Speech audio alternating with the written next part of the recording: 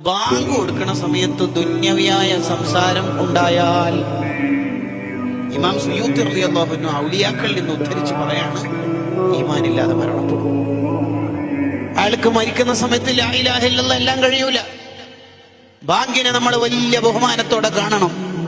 അള്ളാഹുവിൽ തുടങ്ങി അള്ളാഹുവിൽ അവസാനിക്കുന്ന ദിക്റാണ് ബാങ്ക്. ബാങ്കിനെ ബഹുമാനിച്ചതുകൊണ്ട് മാത്രം രക്ഷപ്പെട്ട ആൾക്കാരുടെ ചരിത്രങ്ങൾ കിതാബുകളിലുണ്ട്. കുട്ടികൾ ഇങ്ങനെ പാട്ടുപാടിക്കൊണ്ടിരിക്കുമ്പോൾ ബാങ്ക് കൊടുത്തു. അപ്പൊ ഒരു സ്ത്രീ കുട്ടികളോട് പറഞ്ഞു, ഉണ്ടല്ലേ, ആ കാരണം കൊണ്ട് മാത്രം ആ സ്ത്രീ രക്ഷപ്പെട്ടത് കിതാബിലുണ്ട്. ബാങ്കിന് വലിയ ബഹുമാനാണ്. ബാങ്കിന് ആത്മാർത്ഥമായി ഇജാബത്ത് കൊടുക്കണം. ബാങ്ക് കൊടുക്കുന്ന സമയത്ത് എന്താണോ നമ്മൾ ചെയ്തുകൊണ്ടിരിക്കുന്ന ആ പണിയൊക്കെ നിർത്തുക. കൈകൊണ്ടല്ലേ പാത്രം കഴുകുന്നത്, വായ കൊണ്ട് ഇജാബത്ത് കൊടുത്താൽ പോരെ എന്നല്ല ആലോചിക്കേണ്ടത്.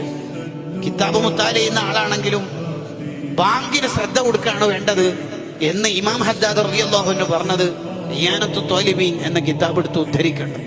അലസരാവരുത്. ബാങ്കിന് വലിയ ബഹുമാനാണ്. ബാങ്കിനെ മൈൻഡാക്കാതിരിക്കുന്നത് വലിയ പ്രശ്നമാണ്. ആ സമയത്ത് അനാവശ്യ സംസാരം നമ്മുടെ ഈമാൻ തന്നെ നഷ്ടപ്പെടുത്താൻ കാരണമാണെന്നാണ് ഇമാം സുയൂത്തി റളിയല്ലാഹു അൻഹു ഒക്കെ നമ്മളെ പഠിപ്പിക്കുന്നത്.